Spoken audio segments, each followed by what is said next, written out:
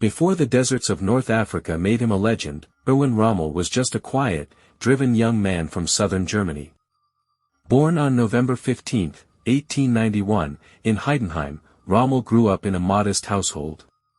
His father was a teacher and former artillery officer, his mother came from a prominent local family. Rommel had 4 siblings, but it was his older sister, an art teacher, who remained his closest companion. At 18, Rommel joined the Württemberg Infantry Regiment as an officer cadet. He wasn't born into military aristocracy, his rise came through talent and sheer determination. After completing officer training in Danzig, he was commissioned in 1912. Just 2 years later, the First World War erupted. Rommel's early combat experience came in France. In 1914, without waiting for orders, he led a handful of men in a surprise attack. His boldness and instinct were already setting him apart. At the Battle of Caporetto in 1917, Rommel led just 150 men across mountainous terrain to capture over 9,000 Italian soldiers and 81 artillery pieces, with only minor German losses. He used terrain, speed, and surprise to devastating effect. These actions earned him Germany's highest military honor, the Pour le Mérite, and helped pioneer the infiltration tactics that would later influence blitzkrieg warfare. After the war, Germany was in political turmoil. Rommel stayed in the army, helping suppress uprisings and maintain order.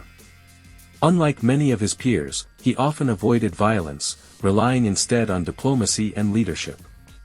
In one notable case, he peacefully restored order in a rebellious town by negotiating directly with its leaders. Rommel's ability to lead without brutality made him stand out in a period when many officers turned to force. He saw Germany's crisis not as a racial or ideological issue, but as a symptom of hunger and poverty.